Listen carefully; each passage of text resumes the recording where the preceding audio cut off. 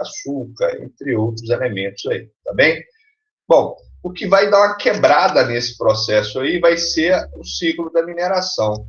Então, a mineração, ela vai ter no interior do Brasil, né, o processo de povoamento sai do litoral, digamos assim, né, ou diminui a sua concentração no litoral, e começa pelo processo de interiorização, digamos assim, a partir do processo de mineração e depois o café, propriamente dito, né? Então, ao longo do tempo, a gente vai ter esses contextos, essas dinâmicas demográficas migratórias aí. A ocupação da região sul, né, vai ser ocupada por volta ali do século XIX, né? Vêm os imigrantes europeus nesse período aí, né?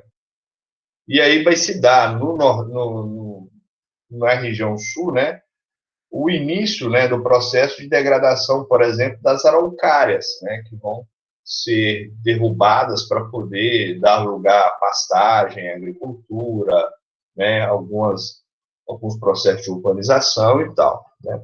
O Nordeste, por exemplo, ele vai ser ocupado basicamente, né, a partir do século XVI, XVII, pelos africanos, né, pela mão de obra escrava, né, e ali você vai ter também um contraste muito grande na sistematização do que tange a questão territorial, ou seja, né, você vai ter o predomínio dos latifundiários, porém, entretanto, em alguns lugares você vai ter núcleos, né, de agricultura familiar, de subsistência, que ficam comprometidas até hoje em função do contraste entre as pequenas e médias propriedades e os grandes latifundiários, né?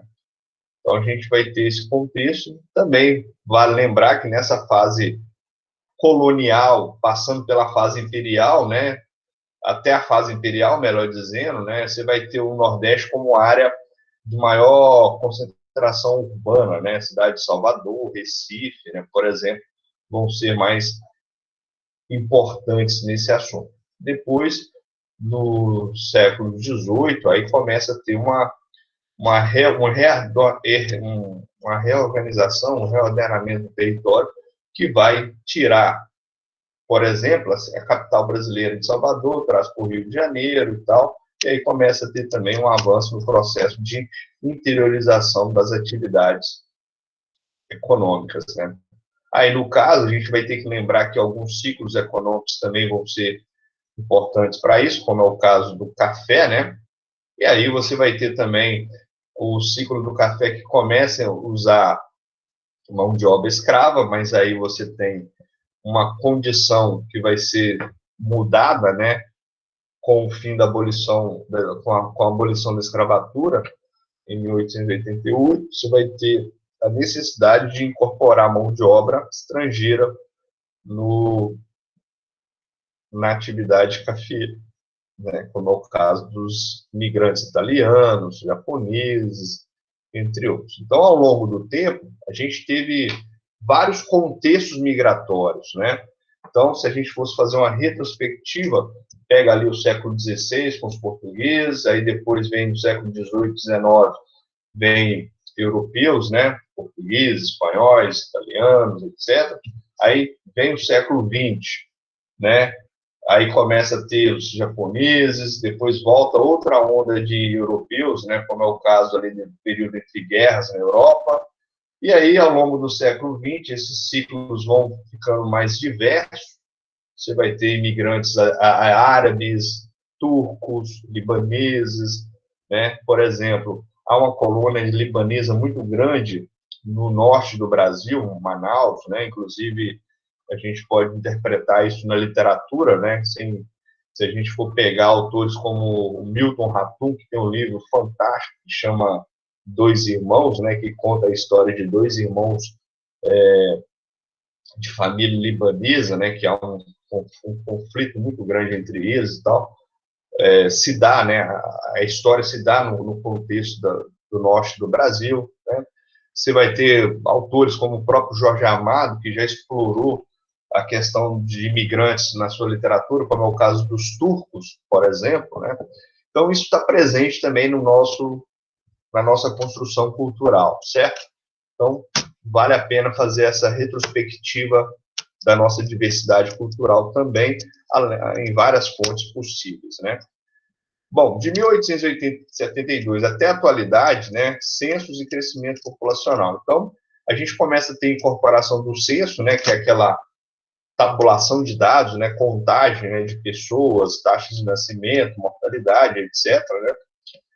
E aí o Brasil começa a ter, né, no fim do século XIX e início do século XX, vários problemas sanitários, vários problemas ligados à questão de doenças e epidemias, né? Então, tem, por exemplo, a doença aí da peste, né? Que assolou o Brasil no final do século XIX, né? Você tem casos, por exemplo, da revolta da vacina ali no início do século XX, né? Que tem a ver com a questão da vacinação obrigatória das pessoas e tal. Havia ali uma série de questões que colocavam em risco essas campanhas de vacinação. Não por acaso, hoje a gente está vendo os mesmos eventos, né? Negacionistas contrários à vacinação, enfim, né? E aí a gente começa a ter também uma questão interessante, que é o seguinte: o crescimento vegetativo da população brasileira, a gente está vendo no gráfico que eu mostrei agora há pouco, né? Ele começa aqui por volta de 1940 e 50, né? Aí, a que eu posso associar isso? Né? Eu tenho que lembrar que, nesse período, né, a gente passa por um processo de industrialização, né? E logo, como estímulo, né, assunto que a gente vai ver na sequência, a gente tem uma urbanização intensa, rápida, acelerada, que vai transferir do campo para a cidade milhões de pessoas. Então, este processo também vai impactar positivamente na questão demográfica brasileira. Quais aspectos a gente poderia destacar? Primeiro, redução da mortalidade, aumento da expectativa de vida, né? Coisas que vão fazer a população aumentar significativamente falando.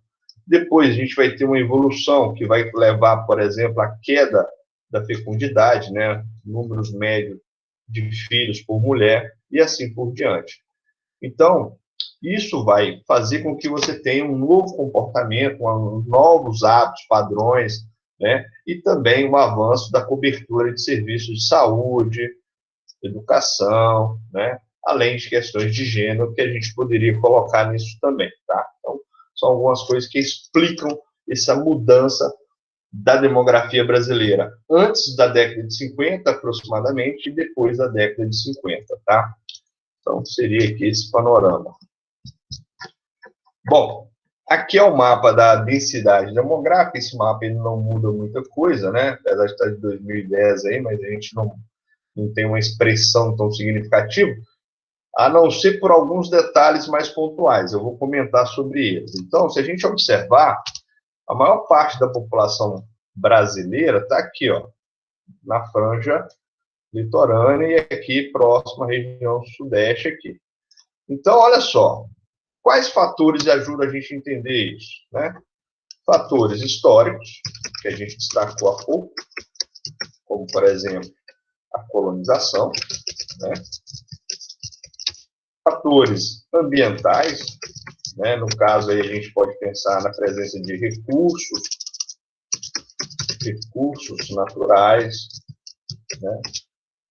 E depois a questão econômica, né? Ou seja, se a gente pegar a concentração das atividades produtivas, né? Ou seja, o maior índice de industrialização.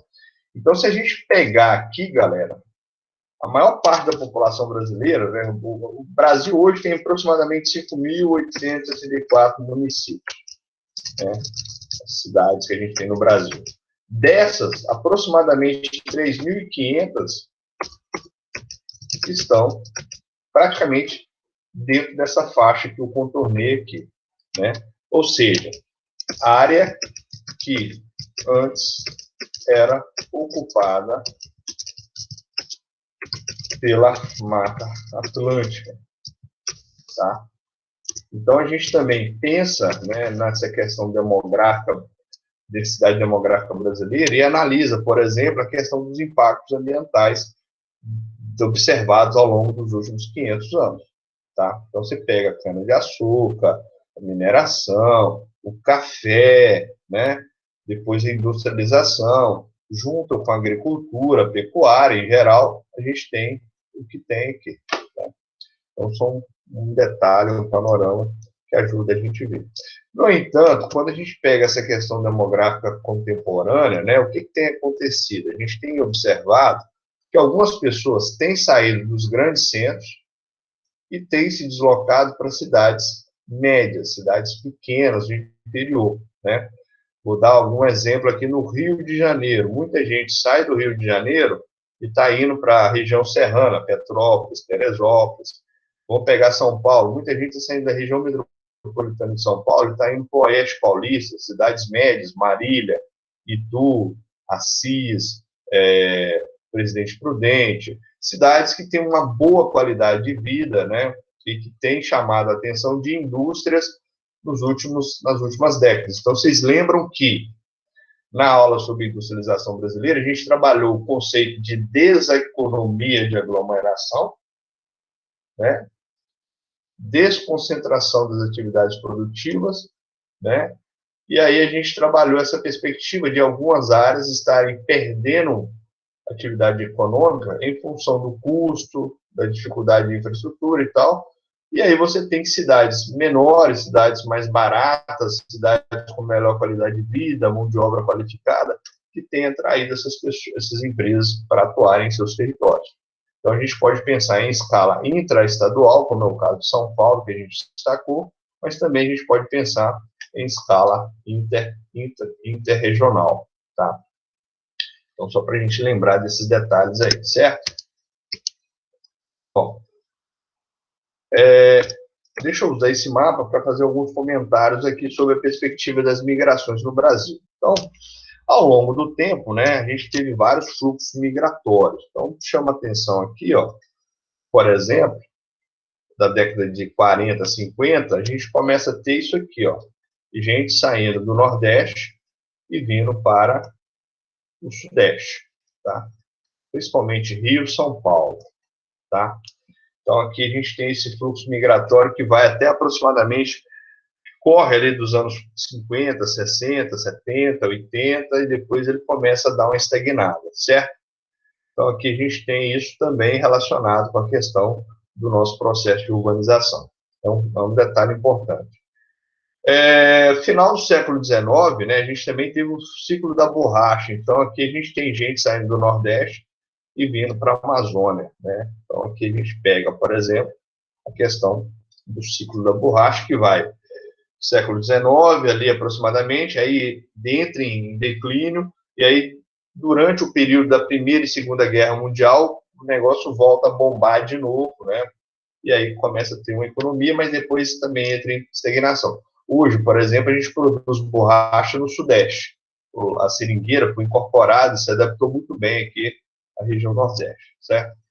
Bom, outro fluxo migratório interessante, que a gente já comentou na aula de agrária, mas que não custa nada a gente lembrar, é o que a gente chama da diáspora gaúcha, né? Então, você teve imigração de pessoas que saíram do sul e foram em direção ao centro-oeste, ao norte, e foram responsáveis pelo processo de expansão agrícola aqui na região centro-oeste. Então, também é importante fazer essas leituras e relacionar esses contextos a determinadas atividades econômicas. Por exemplo, também é importante vocês lembrarem, no caso aqui específico da questão da atividade agrícola aqui, ó, o contexto ambiental, né? Então, você tem aqui um processo de devastação do cerrado, que começa ali por volta dos anos 60, 70, inerentes ao desenvolvimento do pacote tecnológico gerado pela Revolução Verde também. Então, por que essas pessoas saíram daqui e foram para o Centro-Oeste? Terra mais barata, incentivos, né? Entre outras questões que a gente poderia colocar aqui, tá?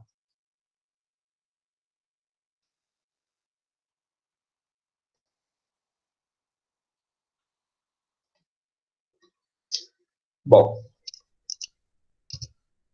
esse mapa é um mapa que a gente chama mapa anamorfose, né? E aqui a gente tem as áreas com maior densidade demográfica no Brasil. Então, está bem nítido, né? Região litorânea, sudeste, né? Aqui Brasília, algumas capitais, Manaus, Cuiabá, né? Entre outras. Então, isso fica bem nítido. Então, se a gente pegar aqui, galera, a região sudeste varia ali em torno de 100, 150 habitantes por quilômetro quadrado, né? Então, a região norte aqui, nesse dado, a gente está vendo uma média aí de 4,4 habitantes por quilômetro quadrado, e aí a média nacional aqui seria em torno de 23 habitantes por quilômetro quadrado. Então, ó, norte é o estado, a região que tem norte e o centro-oeste, né? São as regiões que ficam abaixo da média nacional, né? E o sudeste fica bem acima da média, 94%.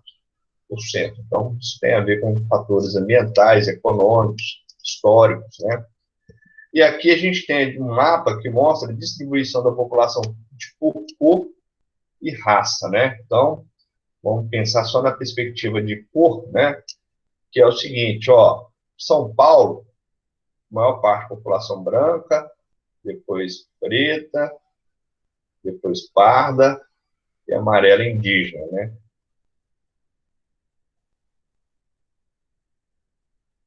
Rio de Janeiro, ó, branca, parda, negra. Então, se a gente somar, né, aqui a gente vai ter mais população que se insere naqueles status de cotas, né? Olha agora a Bahia, olha, população preta, parda, branca, né? Então, basicamente, esse aqui é o padrão. O Sul já muda pra caramba, né? O Sul, Santa Catarina, Rio Grande do Sul, como é que fica diferente, né? Então, aqui a gente tem essa questão aqui. Agora, uma outra coisa que a gente pode pensar em se tratando de Brasil, né? E hoje, não por acaso, é o dia de conscientização da questão da população negra, né? Consciência negra. E aí esse dado mostra a relação entre analfabetismo e cor, né? Então, ó, se você pegar, por exemplo, né, percentual aqui de população 5 anos ou mais de idade, né? Então, ó, região norte, você vai ter região norte, né? Aqui você tem, vamos pegar aqui, ó. Olha como é que o mapa fica escuro aqui. Então, a gente vai ter maior índice de pessoas analfabetas ou com baixo nível de escolarização e principalmente nas regiões norte e nordeste, né? Então, isso também a gente pode vislumbrar nesse mapa aí. Então, quando a gente pega a população branca, né, fica um pouco menor aqui a questão. Tá? Bom, baseado no censo demográfico de 2010, né, até lançou agora o outro, a gente tem até que atualizar alguns dados, né? Então, o que acontece com a demografia brasileira? A população diminuiu em entre cada 4 municípios. Então, a gente está vendo aí alguns dados que colocam projeções de diminuição da população de algumas cidades, estados, e até mesmo no Brasil já tem projeções para diminuir aí a população, né? Então, essa tendência ocorreu em grupos de municípios de até 20 mil habitantes, pequenos municípios aí aproximadamente, né? O que seria algo em torno de 1.236 municípios. Então, no Brasil, a gente tem um negócio que é o seguinte: o menor município brasileiro, ele fica aqui em Minas Gerais, chama-se Serra da Saudade. Tem 740 e poucos habitantes. Um vereador eleito lá, ele tem 70 votos. E ele é muito bem votado com 70 votos. Ou seja, é umas contradições que o Brasil tem, né? A questão territorial, a gente vai ver isso depois, né? O que é um município, o que não é, tal. Então a gente tem que pensar nisso. Bom, aqui eu coloquei alguns dados, até porque eu vi uma questão no vestibular da faculdade Albert Einstein, né, de medicina, e aí me chamou a atenção a questão, e aí eu quis fazer uma análise melhor sobre isso. Então, por exemplo, na questão pedia para para comentar sobre o contexto da febre amarela no século XIX e depois um surto que teve alguns anos atrás de febre amarela na região sudeste, principalmente, né? Até que se comentou sobre a morte de alguns macacos, algumas pessoas começaram a matar os macacos, achando que ele era o problema da transmissão, né? E pelo contrário, né? O macaco ele ajuda no processo de identificação de desequilíbrio ambiental quando está ocorrendo, né? Então, aqui a gente tem alguns dados que falam um pouquinho da saúde no Brasil, né? Então, até um tempo atrás, você não tinha um serviço de saúde como a gente tem hoje, né? Então, parte de serviço de saúde muitas vezes ficou a cargo de igrejas, né? E aí, em 1808, é que foi criada, né, a Organização Nacional de Saúde Pública, né? Aí depois foi criada aí a questão de lei de municipalização, né, entre outros, alguns eventos aí. Ao longo do tempo, o Brasil teve algumas epidemias, né, algumas bem complexas, como a da peste no final do século XIX, a própria tuberculose, né, que também, ainda hoje, é comum a gente ter casos de tuberculose, inclusive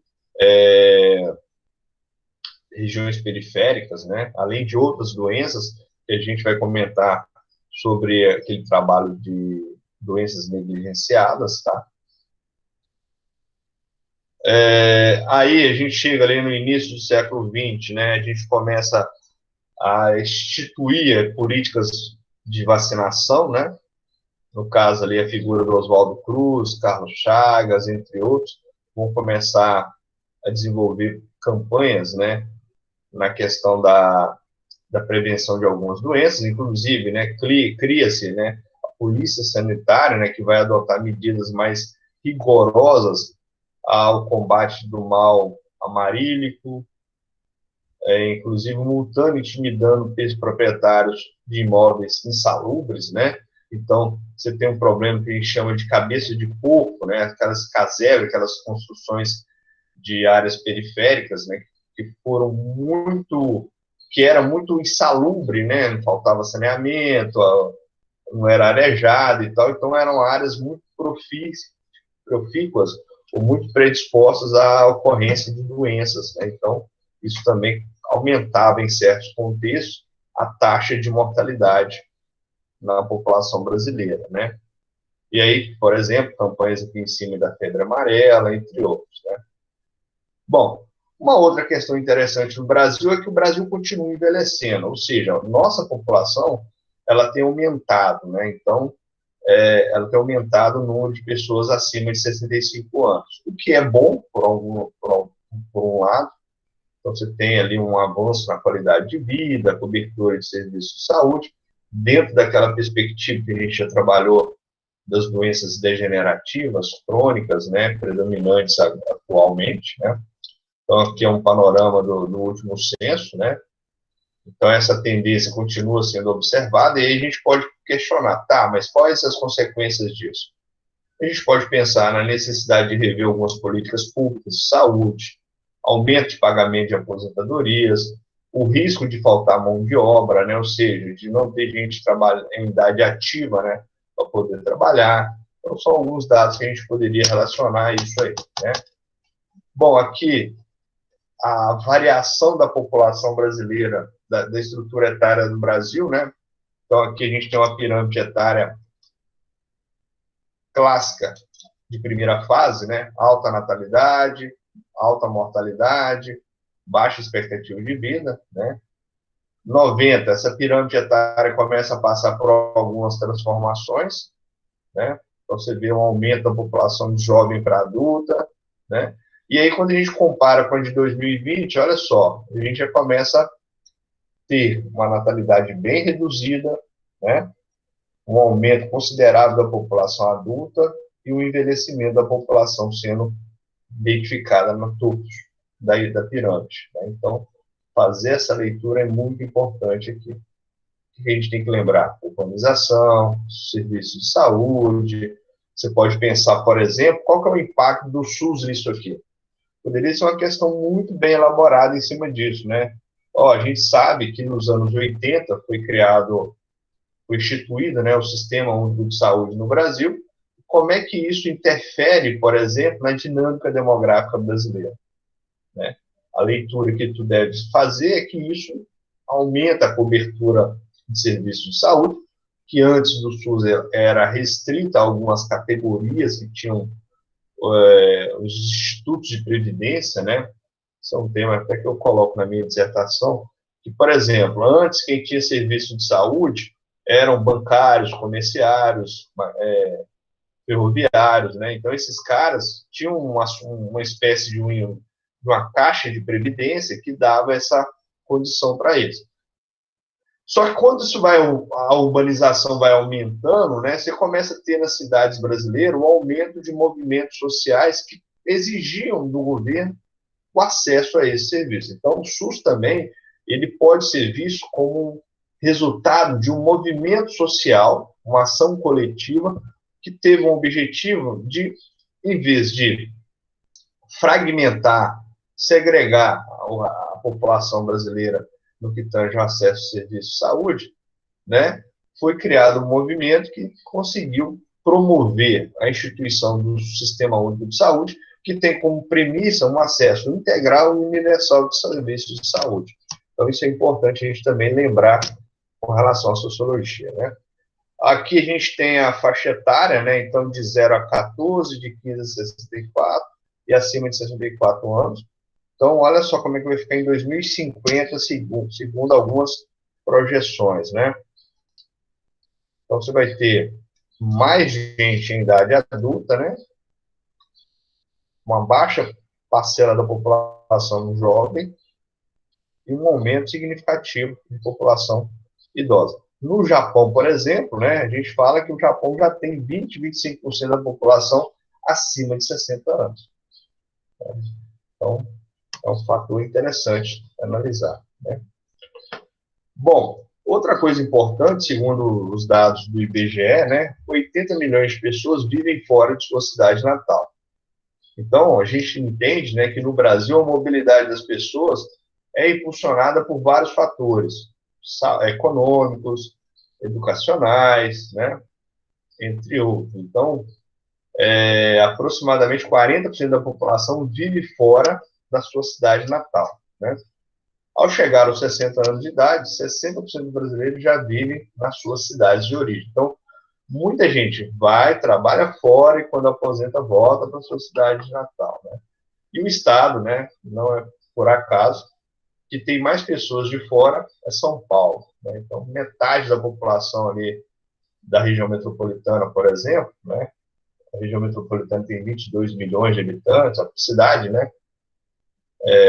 Se fosse colocar ali, quase metade seriam de fora do estado, né? Então, os forasteiros. Outras regiões que têm muitos forasteiros, muita gente de fora, né? Brasília, Roraima, né? Que tem um índice muito grande de imigrantes, né? Bom, então, esse panorama demográfico brasileiro, né, que mostra avanços, que mostram coisas significativas, mas também eles ainda têm uma pegada que é triste.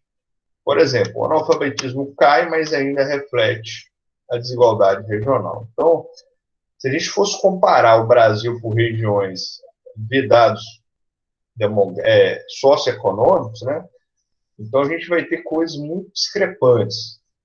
Então, por exemplo, vamos pegar aqui a taxa de analfabetos, olha só, é de 4 e 4,6%, respectivamente, no Nordeste, né? Não, no caso aqui do Sul, né? O Sul e Sudeste tem um índice muito baixo, então, ó, se a gente fosse pegar aqui um índice relativamente baixo. Agora, se a gente for para o Nordeste, o índice já aumenta 3 vezes mais, né? Então, isso reflete a desigualdade regional que a gente tem. Se a gente fosse pegar dados raciais, também a mesma coisa, questão de PIB, renda, né, anos de estudo, tudo isso reflete essa desigualdade regional brasileira que pode ser associada a essas questões demográficas também, tá? Então, você vai pegar, por exemplo, mortalidade infantil, subnutrição, né, entre outros, a gente vai ter esse reflexo, né? O diploma é um privilégio para poucos, ainda é. Então, estudar no Brasil ainda é um privilégio, ainda mais estudar numa escola boa, ainda mais ter acesso a uma universidade pública, né, de qualidade e tal, é mais privilégio ainda, né? Então, ó, 13% da população tem diploma superior. Então, assim, qual que é o impacto disso para a economia? Né? A gente tem falta de mão de obra, né? Então, pode ser que algumas áreas aí a gente tenha que importar mão de obra, porque a gente tem esse apagão aqui, digamos assim. Tá? Então, também é um dado muito importante. Né? Os números também chamam atenção para aprimorar o sistema de ensino de escolas públicas, né? Que são frequentadas por quase 80% dos alunos. Né? Então, por exemplo, vocês estão dentro de um grupo de aproximadamente 20% dos alunos brasileiros, né, que estudam em escola particular, né, e aí aqui tem um outro dado, né, maior patamar, no caso, seria entre 6 e 14 anos, né, 98% dessa faixa estão na escola, tá, especificamente. Então, hoje a gente tem um outro problema também que é interessante a gente notar, né, os desocupados, hoje a gente fala dos desalentados, né, que são pessoas que já nem procuram mais empregos, porque já perderam a esperança, então o número hoje está entre em torno de 16 milhões de habitantes, isso pode variar por causa de fatores econômicos, estruturais já, mas também a pandemia contribuiu um pouco por isso. Então, a gente falar que esses desempregados é só por causa da pandemia, não, já tinha outros problemas, né? Mas o que tem preocupado é que tem aumentado o número de pessoas desalentadas, aqueles que nem mais têm esperança de arrumar emprego. E aí entra aquela questão, né? Como é que resolve isso? Aí, dependendo do período, do contexto, você vai aumentar políticas de redistribuição de renda, né? Como é o caso de Bolsa Família, renda, auxílio emergencial, essas coisas, né? Mas é preciso pensar em outras coisas para além disso, né? Criar projetos de qualificação profissional, estabelecer medidas de geração de emprego e renda, facilitar as empresas, né, os negócios de terem mais facilidade para obtenção de crédito, ou até mesmo rever algumas questões tributárias, enfim. Aí precisa de analisar melhor isso aí, né?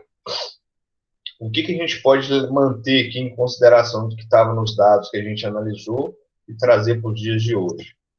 É que o trabalho infantil vai voltar a subir. Então, primeira coisa, como a gente está num período em que as escolas não estão funcionando presencialmente, então é uma forma de você tirar essa criança da rua, porque lá, pelo menos, ele tem a merenda, tem as refeições e tal. Então, quando você não tem essa possibilidade, a gente vai notar que o aumento dessas crianças na rua vão subir. Já é nítido, já. Além também de outras questões, normalmente pessoas que vão para a rua porque perdem emprego, renda, e aí não tem como marcar com as despesas, né?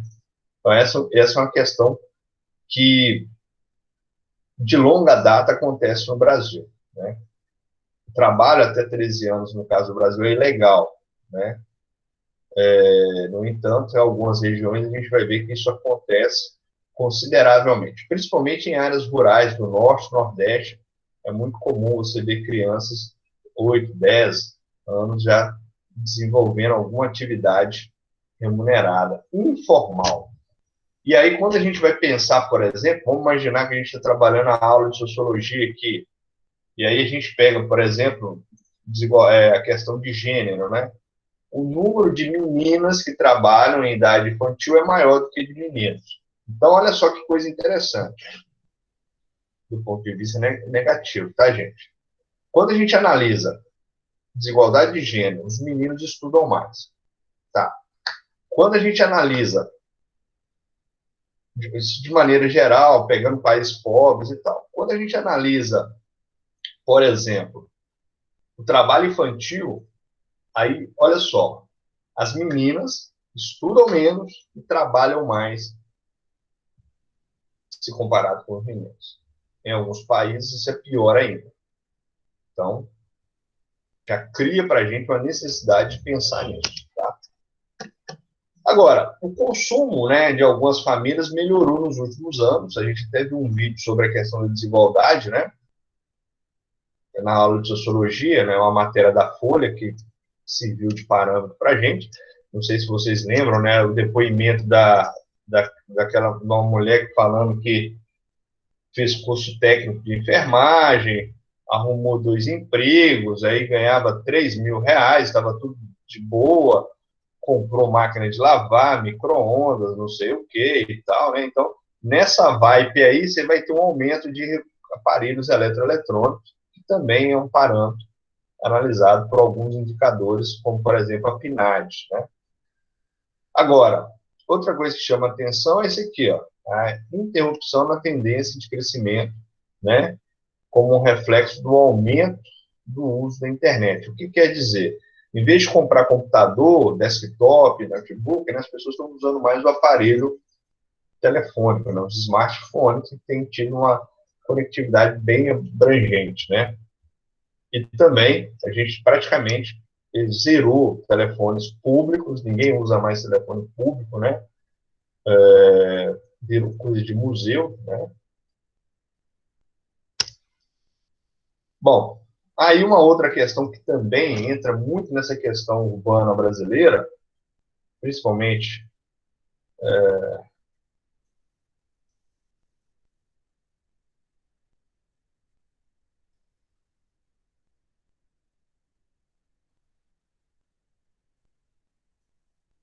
é, a questão da água à luz, né? Vocês estão vendo o que está acontecendo lá no Amapá, né? E é interessante a gente notar que as agências reguladoras não têm sensibilidade com a região e o serviço é privatizado, né? Então, é uma questão a analisar isso aí. Do total de domicílios, né, 85% não, tem abastecimento de água, né? 97% tem iluminação elétrica, né? 63% tem rede coletora de esgoto, né? O índice parece mantém-se estável isso aqui, infelizmente, mas quando a gente pega a ideia de saneamento, né, que envolve o lixo, o esgoto, o acesso à água tratada, aí a gente pode reduzir essa margem aí. Infelizmente, a gente está indo numa política agora, né, que tem que tomar cuidado com ela, que foi um projeto em cima do saneamento, né, o marco legal do saneamento no Brasil. Então, foi aprovada recente essa lei, e a ideia é que nos próximos anos, né, abram aí privatizações, abram possibilidades de empresas privadas atuarem no setor de saneamento no Brasil, né? Enfim, apesar de ter agências reguladoras, apesar de ter órgãos que vão tentar confrontar isso, né, supervisionar essas questões, a gente tem que ficar atento, se tratando do Brasil, tudo pode acontecer. Então, a gente fala disso melhor no terceiro ano, né, em cima de alguns temas mais pontuais, mas é um assunto que a gente vai ver também na questão da urbanização. Tá? As regiões com piores acessos, né, então seria o Nordeste e o Norte, né, então, se a gente fosse pegar por regiões, né, Sul e Sudeste é que vão ter os índices melhores de saneamento. Depois, o Norte é bem precário, tá, gente? Bem precário. Pior ainda do que o Nordeste. E aí uma curiosidade, né, aquele surto de microcefalia que teve em crianças há alguns anos no Nordeste está relacionado à falta de saneamento básico. Então, muita gente falava que era agrotóxico, muita gente falava que era somente por causa da chikungunya, né, a zika, vírus e tal. Não. Pesquisas recentes apontam que uma substância, né, uma cianobactéria presente nas águas de açudes do Nordeste, que é muito comum, é que está provocando, ou que provocou essa questão da microcefalia. Uma região que, por exemplo, tem 88% dos casos de microcefalia. Tá? Então, custo, né, que a população tem no que tange a questão da carência de saneamento básico. Tá? Então, isso é muito sério, é muito importante ficar atento a esses detalhes. Né? Outra coisa que, demograficamente falando, a gente tem que lembrar, e aí se a gente incorporar a questão de gênero, questão racial, questão etária, né, a gente também vai notar isso aqui, a desigualdade social continua, mas com a redução bem vagarosa, bem lenta, né, se comparado a outros países. Né? Então, o Brasil é um dos mais emblemáticos no que tange a questão da desigualdade social. Né?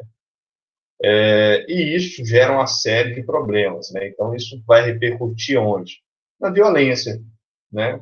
Na violência, na criminalidade, isso vai repercutir na mortalidade. Então, você tem duas realidades aqui, né? Quem mora aqui vive 20, 15 anos a mais de quem mora aqui. Ora, né? Então, a gente tem essas realidades que é bem complexas aqui, tá? A distribuição da população por grupos etários, então a gente viu a pirâmide etária, né? Então, em 2050, alguma projeção, a gente está envelhecendo, né? E aí a prevalência de algumas doenças, né? Então, olha só, de acordo com esse cenário, com esse contexto que a gente vive, né? A condição crônica, né? Então, a gente tem um predomínio de doenças crônicas degenerativas. Então, olha só, hipertensão, artrite, diabetes e pressão. E aí a prevalência, olha, as mulheres têm mais, olha.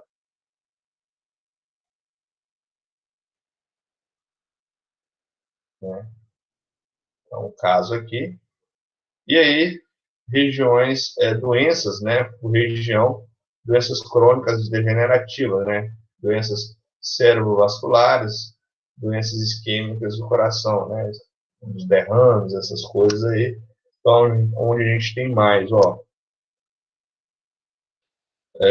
região sul, né. E aí, muitas vezes, a gente pode estar pensando, né, na questão de hábitos de vida, comportamento, né, padrão nutricional e tal, a gente tem esses dados aí. Né? Então, a gente consegue ver isso também. Taxa de mortalidade neonatal, né, por grupo de 1.000 nascidos. Então, olha só, aqui o dado do Brasil, por região, né, então, ó, infecções, asfixia, má formação congênita. Então, ó, no Brasil, quem está acima, olha só, o Nordeste, da média, né, Nordeste e Centro-Oeste, aí a gente pode pensar em questões químicas, né, então são dados aqui de mortalidade, né, e aí o desafio do Brasil, né, como é que vai ser o futuro e como é que a gente vai se programar para essa população que começa a envelhecer de maneira mais acentuada, uma vez que a gente perdeu, né, o período de bônus demográfico, é onde você tem a maior população dependente, né, ou seja, deverá terminar ali por volta de 2035, 2050, e aí a gente tem que notar que essa janela demográfica, né, ela poderia ser uma fase muito importante para a gente conseguir organizar melhor as coisas e preparar para o futuro, né?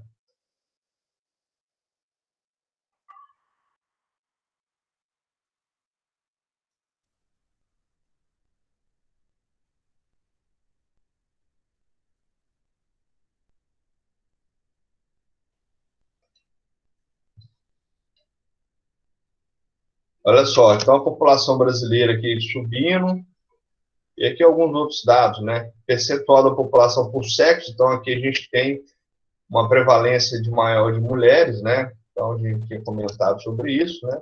E aí dados sobre, por exemplo, redução da mortalidade infantil, né? Que são dados positivos, né? Redução da natalidade, fecundidade, são padrões que a gente vai vendo aí nos últimos anos, né? O analfabetismo ainda persiste, então a gente pode pensar no analfabetismo e no letramento, que são dados que a gente pode pensar, né?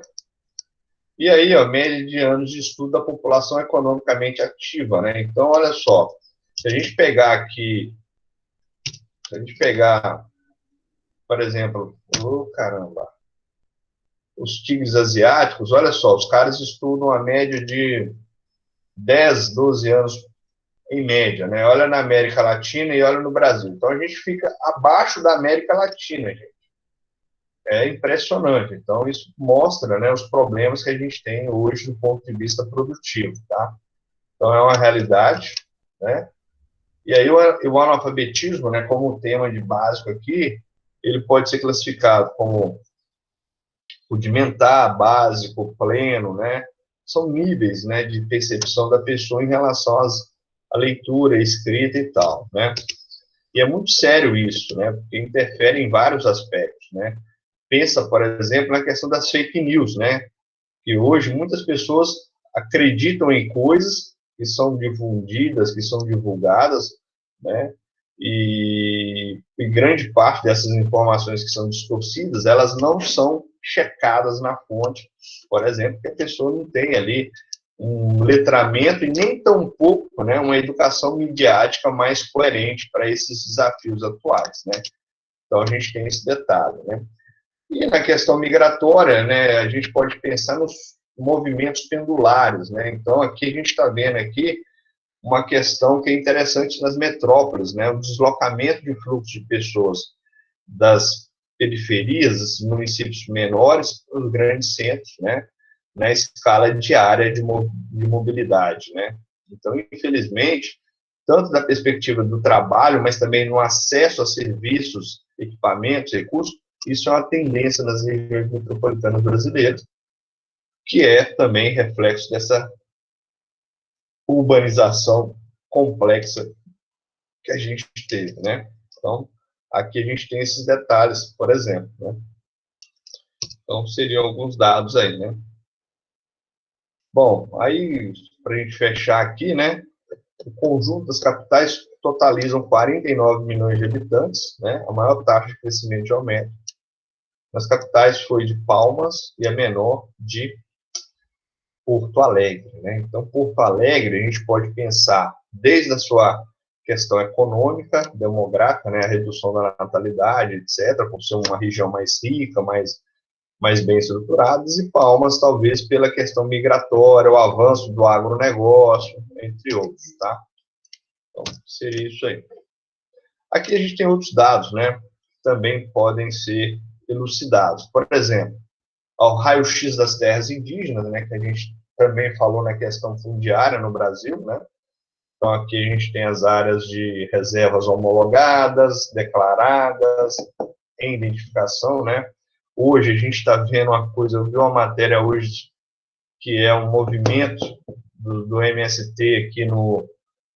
Não é bem o MST, né? São pessoas que se dizem sem terras, que entram aqui na região de Roraima, Rondônia, Acre, só que eles estão fazendo o seguinte, grileiros de terra estão prometendo que essas pessoas, ao invadirem reservas florestais, ao invadirem terras do governo que são demarcadas como reservas ambientais, então o que eles estão fazendo? Eles chegam lá e falam, olha, se você quiser 10 hectares de terra, você tem que invadir tal lugar, e aí daqui a 2, 3 meses a terra está liberada para vocês. Então eles estão fazendo isso, e aí quem faz isso são grandes latifundiários, grileiros, etc., e aí incentiva essas pessoas a invadir essas reservas ambientais, desmatam, e aí depois eles vão lá e fazem um processo de grilagem de terra e mandam tirar as famílias depois, né? Então vai lá, coloca os jagunços, né? E manda tirar todo mundo depois que a terra está já desmatada e tal. Então, são coisas aí que a gente tem vindo no Brasil, a gente chama isso de agrobandidagem, né? Você tem a questão do déficit habitacional, que também é muito grande no Brasil, né? Além dessa questão do déficit habitacional, a gente tem o problema das infraestruturas, que a gente vai falar depois na questão urbana, né? Então, 28%, né? As regiões metropolitanas concentram 28% de déficit habitacional no Brasil, né? Por ter uma maior densidade demográfica em relação às áreas periféricas, né? E uma questão que a gente tem visto também, né? A intolerância ao imigrante, ao refugiado. Então, isso acontece em vários países, mas no Brasil também a gente pode colocar um aumento significativo de imigrantes, né? Nos últimos anos, o Brasil cresceu economicamente falando, virou BRICS, teve os mega eventos, né? A Copa do Mundo, as Olimpíadas, né? raras ocasiões em que acontece isso no mesmo país, numa proximidade muito curta de tempo, mas o que acontece? Né? Esse estímulo, essa globalização da economia brasileira trouxe diferentes perfis de imigrantes, né? Então, você tem pessoas que vêm para trabalhar em empresas multinacionais e tal, mas também você tem um número crescente de imigrantes de países como Bolívia, Venezuela, imigrantes africanos, haitianos e tal. E aí o Brasil também tem se posicionado de maneira muito similar ao que acontece na Europa, né, com os movimentos nacionalistas, fascismo, preconceito, xenofobia e tal, né? Agora, dentro da demografia brasileira, né, a gente tem que chamar a atenção sobre a questão da violência. A gente nota no Brasil uma criminalidade muito alta, né, um índice muito grande de pessoas vítimas de arma de fogo, e aí a gente vai trabalhar essa perspectiva na questão de gênero e na questão de racial, isso fica mais evidente ainda, né? É um problema sério, e o Brasil está entre os mais violentos do mundo, né? Então aqui chama atenção, gente, alguns dados que a gente pode ver aqui em relação à América Latina, Honduras, né, Venezuela, Belize, Colômbia, El Salvador, Guatemala, aí depois que entra aqui alguns países fora da América Latina, né? E o Brasil, 11º aqui. Quando a gente vai analisar alguns grupos, a vulnerabilidade é maior ainda, né? Então tem isso. Aí a taxa de homicídio, né? E as regiões mais violentas, né? Então, como eu falei aqui, ó, regiões que muitas vezes estão relacionadas à questão de terras e tal, né? E qual é a medida anti-violência para controlar a violência, né? Por exemplo, se eu defendo o uso de porte de armas de fogo, isso é uma falácia, né? Não é uma questão que resolve, não é tratada como segurança pública, ainda mais se tratando de Brasil, que tem uma série de questões estruturais que dificultam o indivíduo de exercer a sua cidadania, né? Então, seria isso. Então, aqui crescem os assassinatos entre negros, então é uma tendência isso aqui, né? Aí a gente pode pensar a urbanização acelerada, os problemas de infraestrutura, a falta de oportunidades, etc., né? E também um dado que chama muita atenção, né, que o Brasil tem uma das polícias mais violentas, mais letais do planeta, né? Em alguns casos, chama atenção. E aí, o que acontece? Tanto policiais matam, mas também são mortos, tá, gente? Então, um dos países que mais se mata policial no mundo também é no Brasil, principalmente no estado do Rio, né? Então, são dados bem peculiares, né? Então, causas da violência, então, você não vai ter uma causa só, né? São vários processos. Você tem que pensar desde questões socioeconômicas, históricas, passando por questões de infraestrutura, educação, né? Tem uma série de questões que a gente pode pensar, questão de impunidade, enfim, são várias coisas, né? Então, para as nossas regiões, é uma situação muito séria isso aí, né?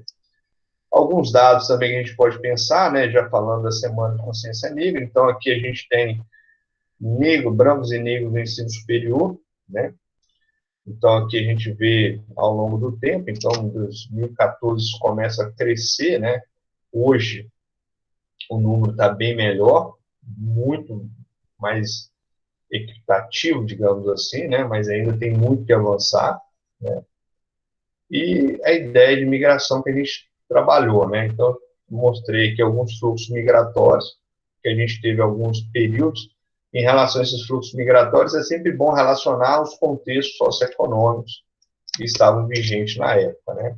O Brasil também tem períodos que ele já foi país de repulsão, né? Muita gente saía, depois teve a questão do período de muita gente chegando. Então, hoje, os países que mais recebem brasileiros hoje, Estados Unidos, alguns países da Europa, Japão, e atualmente chama atenção aqui a Austrália e Nova Zelândia, que tem sido alvo de atração de brasileiros aí, certo?